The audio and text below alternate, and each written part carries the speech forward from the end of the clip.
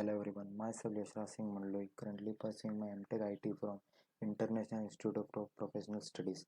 Today I'll be presenting you on the topic Cloud and Virtual Concept, which is guided by our sir Dr. Vivesh Srivastava. So first of all, what will this presentation will cover? This presentation will cover virtualization, virtual machines, hypervisors, and benefits of virtualization, typical data center components that are virtualized, vSphere, types of virtualization, and finally we will talk about VMware solution.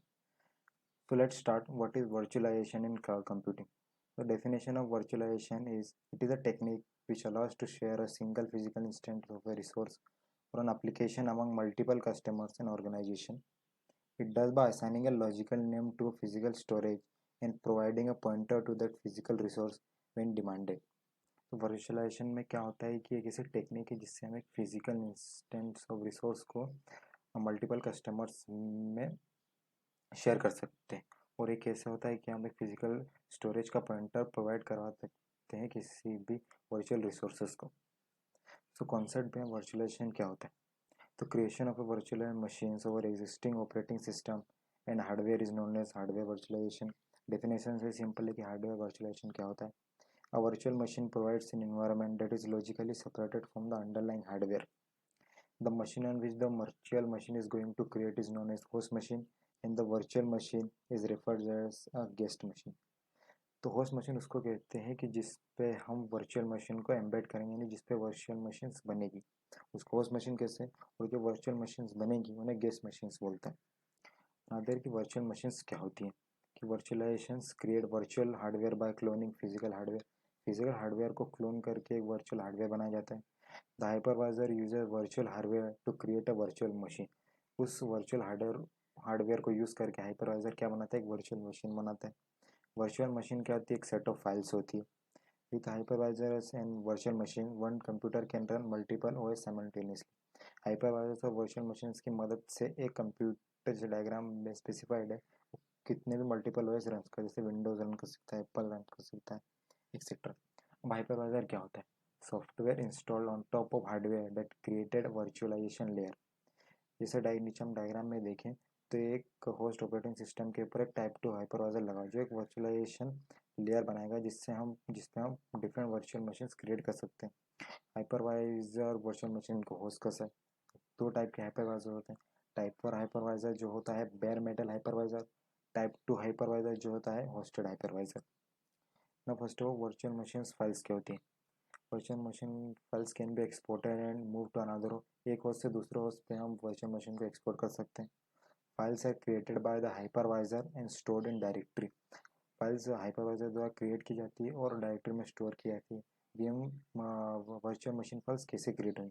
अगर वो log file है तो directory में dot log नाम से save होगी. Disc file है तो डॉट वी एम डी के नाम से स्टोर होगी. स्नैपशॉट फाइल है तो dot V M S T या वी एम एस एन नाम से स्टोर होगी. कॉन्फ़िगरेशन फाइल है तो वो डॉट वी एम एक्स नाम से स्टोर होगी. अगला है कि डाटा सेंटर क्या होता है या hardware infrastructure that support virtualisation. Data centre एक इंफ्रास्ट्रक्चर होता है जो वर्चुअलाइजेशन को सपोर्ट करता है. ये लार्ज अमाउंट ऑफ डाटा को प्रोसेस करने के काम आता है. जो तीन मेजर कंपोनेंट्स होते हैं डाटा सेंटर के वो होते हैं compute, storage and network. So first of all compute क्या होता है? Hardware and operating system software that run application. जो एप्लीकेशन रन करने के काम में आता है कंप्यूटर सिस्टम का काम होता है. Difference between a PC and a server. एक मेनली जो डिफरेंस होता है पीसी और एक सर्वर के बीच में कि पीसी है user friendly interface while servers focus on running program. ये डिफरेंस होता है इन दोनों के बीच में. टाइप्स ऑफ सर्वर्स क्या होते हैं जो मार्केट में अवेलेबल है? That is tower compute, rock mounted compute system and blade compute system. जो डायग्राम में स्पेसिफाइड है कि वो कैसे होते हैं. अब होता है कि स्टोरेज. अब स्टोरेज क्या होता है कि data centre storage should have two features, availability and redundancy. Available होना चाहिए डाटा किसी भी टाइम पे अगर हम उसको एक्सेस करना चाहते हैं और डाटा रिडंडेंट भी होना चाहिए. अब रिडंडेंट डाटा किस प्रकार में स्टोर होता है? वो रेड के फॉर्म में स्टोर होता है जो कि रिडंडेंट अरे ऑफ इंडिपेंडेंट डिस्क होता है. इसमें क्या होता है कि hardware drives link together to create a large volume of redundant storage. जैसे डायग्राम में हम देख सकते हैं रेड 1 रेड 0 में different type of hard drive link together है एक रिडंडेंट स्टोरेज बनाने के लिए और इसमें अपना डाटा स्टोर कर सकते हैं. डाटा कैसे स्टोर होगा? तो उसमें हमको रेट पे राइट करना पड़ेगा. रेट में राइट करने के तीन तरीके, मिरर, स्ट्रिपिंग एंड पैरिटी. होता है types of data centre storage.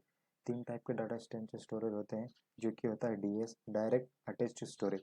Storage device से डायरेक्टली अटैच टू सर्वर, क्योंकि नीचे डायग्राम, फर्स्ट डायग्राम में बताया गया कि डायरेक्टली यूएसबी केबल से हम डीएस को अटैच कर सकते हैं। दूसरा होता है network attach storage, storage device is attach to a network, servers on the network can access device में। जो सेकेंड डायग्राम में स्टोर देखिए, network attach storage directly file level पे काम करता है। जो तीसरा है वो स्टोरेज एरिया नेटवर्क, जो क्लस्टर फॉर्म में काम करता है। जैसे थर्ड डायग्राम में स्टोरेज है कि स्टोरेज डिवाइसेज जो क्लस्टर फॉर्म में बनी रहती है, उनको कनेक्ट इथरनेट स्विच से कनेक्ट करने का और डिफरेंट सर्वर्स उनको एक्सेस कर सकते होता है। कि वर्चुअल डाटा सेंटर्स के बेनिफिट्स क्या होते हैं, तो पहला बेनिफिट ये होता है कि data centre uses a lot of hardware and virtualisation makes hardware more efficient. Hardware को एफिशिएंट कम करने काम में आता है। Increase computing resources result in higher availability of applications, less labour needed to monitor data, administration can monitor from desk using a programme.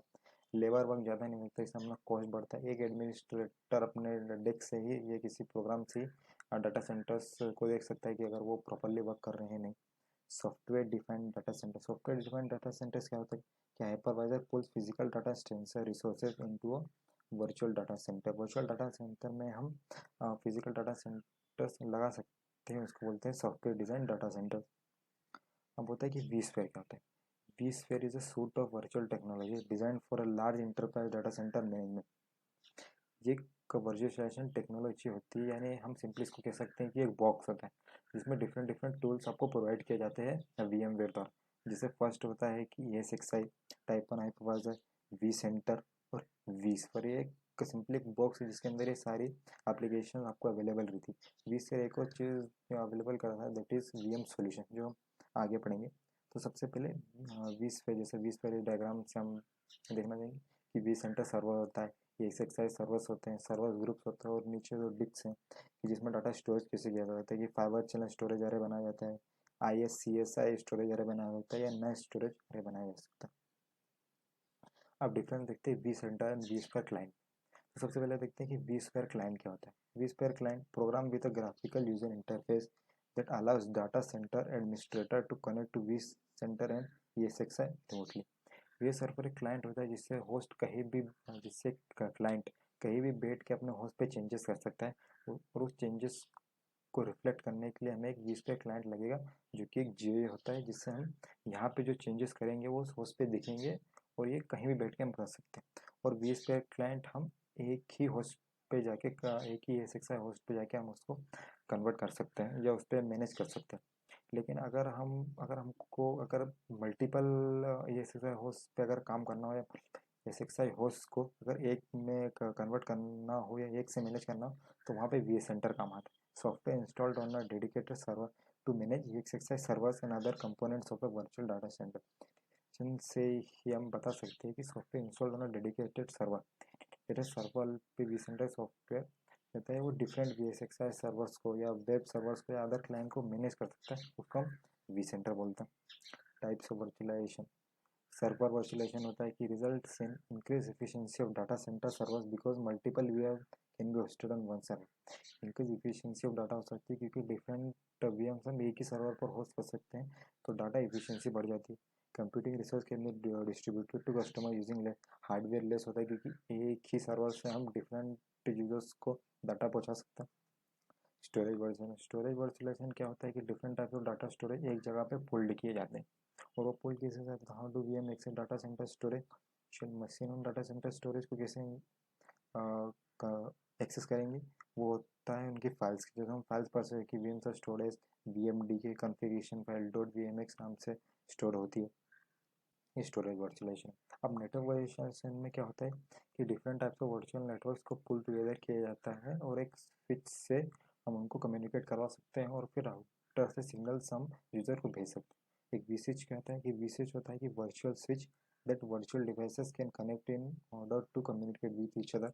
ये हो गया vSwitch। What is a VLAN? VLAN होता है कि virtual local area network that is segmented into groups of port isolated from one another creating different network segment. ये different different local area networks होते हैं जो आइसोलेटेड रहते हैं एक दूसरे से, लेकिन हम उनको vSwitch से कनेक्ट करके यूजर्स तक सिग्नल भेज सकते हैं, जो है नेटवर्क वर्चुअलाइजेशन। अब VMware सॉल्यूशन, एक vSphere का जो इंपॉर्टेंट पार्ट होता है जो वो प्रोवाइड करवाता है वो VMware सॉल्यूशंस होता है। तो देखते हैं कि VMware सॉल्यूशंस क्या होता है। VMware सॉल्यूशंस vMotion होता है सबसे पहला, कि अगर कोई भी होस्ट या कोई भी ऐसे का होस्ट अगर काम करना बंद कर दे या टेक्निकल इशू आ जाए, तो उसमें जो वर्चुअल मशीन्स रन कर रही है वो डायरेक्ट किसी दूसरे होस्ट पे चली जाएंगी विदाउट सर्वर इंटरप्शन, यानी लाइव माइग्रेशन होता है, यानी इसमें 0% डाउन टाइम होता है सर्वर्स का। इससे क्या होता है कि आपकी अवेलेबिलिटी इंक्रीज हो जाती है डाटा की और कंप्यूटिंग रिसोर्सेज की। ये गया वीमोशन। स्टोरेज वीमोशन में क्या होता है कि स्टोरेज वीमोशन में आप डिस्क कॉन्फ़िगरेशन फाइल एक डाटा स्टोरेज से दूसरे डाटा स्टोरेज पे पहुंचते हैं विदाउट सर्वर इंटरप्रेशन, यानी डायरेक्ट लाइव माइग्रेशन होता है। इससे भी अवेलेबिलिटी ऑफ स्टोरेज आपको मिल जाती है। अब तीसरा रहता है कि हाई अवेलेबिलिटी। हाई अवेलेबिलिटी क्या काम में आती है कि पुल सर्वर्स की होस्ट रहते हैं and the VM that reside on them in a cluster, so that events of a failure the virtual machine on a failed host are restarted on alternate host। देखिए अगर कोई भी सर्वर फेल हो जाएगा तो इन पे जो वर्चुअल मशीन्स है वो किसी दूसरे ऑपरेटिंग सर्वर या दूसरी एक्सएक्सआई होस्ट पे चली जाएंगी, दूसरे पे चली जाएंगी और उसमें वापस से रीस्टार्ट हो जाएंगी। इसमें थोड़ा सा डाउन टाइम आता है और वो डाउन टाइम इक्वल रहता है कि जितना टाइम वर्चुअल मशीन दूसरे एक्सएक्सआई सर्वर पे होस्ट कर दूसरी एक्सरसाइज सर्वर पे चलने रिस्टार्ट होने में टाइम लेंगे उतना टाइम यहाँ पे डाउन टाइम मिल जाए। और जो डिस्ट्रीब्यूटेड रिसोर्स शेड्यूलर होता है कि वो डिस्ट्रीब्यूटर का क्या प्रॉब्लम सॉल्व है। Check cluster needs to be monitor and manage. जो भी क्लस्टर रहता है उसको आपको मॉनिटर और मैनेज करने के लिए काम में आता है DRS। DRS implements a state management interface so that the cluster resources can be monitored and managed। अब जैसे एक रिसोर्स पूल है, डिफरेंट ESXi सर्वर्स उस रिसोर्स पूल्स को अरेंज कर रहे हैं और एक द सेम टाइम वो चल रहे हैं। अब अगर पहले ही ESXi सर्वर पर VM मशीन्स का लोड बढ़ रहा है तो अगर और दूसरे ESXi स्टोर पे वो लोड कम, तो DRS क्या करेगा उस वर्चुअल मशीन को थ्रू vMotion दूसरे ESXi होस्ट पे ट्रांसफ़र कर देगा ताकि दोनों ये उसकी लोड एफिशिएंसी सेम हो या बराबर हो सके। यानी पहले होस्ट पे ज़्यादा लोड नहीं पड़े और होस्ट पे ज़्यादा लोड ना पड़े और इक्वल लोड मैनेजमेंट करने के लिए DRS आपका काम आता है। अब vSphere storage distributed resource scheduler provide the same solution for storage. ये स्टोरेज क्लस्टर्स के भी काम में आता है। अब अगला हो गया आपका फॉल्ट टॉलरेंस। अब फॉल्ट टॉलरेंस हाई अवेलेबिलिटी से अच्छा क्यों, तो उसका रीज़न है कि secondary copy of that virtual machine and it files is created on other EXXi host and data storage. Fault tolerance में क्या होता है कि जैसे कि वी मशीन की एक और कॉपी जो सेकेंडरी कॉपी होती है वो दूसरी से होस्ट पे दूसरी एक से होस्ट पे बना दी जाती है। जैसे अगर प्राइमरी एक से वन पे अगर VM मशीन चल रही है तो दूसरे होस्ट पे उसकी कॉपी हो जाएगी, यानी जो काम पे प्राइमरी वर्चुअल मशीन में हो रहा है वही काम कॉपी होकर आपकी सेकेंडरी वर्चुअल मशीन में हो जाए। इसका आपका बेनिफिट क्या होता है कि using FT the transfer to different server is seamless and will not be noticeable change. इसमें क्या होता है अगर कोई फील्ड यूज़र हो जाएगा तो उस पर जो वर्चुअल मशीन रखी हुई है वो थ्रू फॉल्ट टॉलरेंस आपकी दूसरी एक्सएक्सआई होस्ट पे चल जाएंगी, यानी जो सेकेंडरी होगी वो चल एंट्री होगी वो वहीं से चालू हो जाएगी जहाँ से जो प्राइमरी वाली स्टॉप हुई थी। यानी इससे क्या होता है कि इससे सीमलेस हो जाता है और आप डाटा डाटा लॉस नहीं होता है, यानी डाटा वहीं से वापस विदाउट नोटिसेबल एंड यूज़र के डाटा वापस उसी टाइम पे प्रोसेस होने लग जाता है। इसमें आपको DRS की मदद लेनी पड़ती है क्योंकि आप एक सर्वर से दूसरे सर्वर को VM को भेजें, तो यहाँ पे DRS का यूज़ आता है। तो ये थे कुछ VMware solution. So I hope you like the my presentation and so thank you and good bye.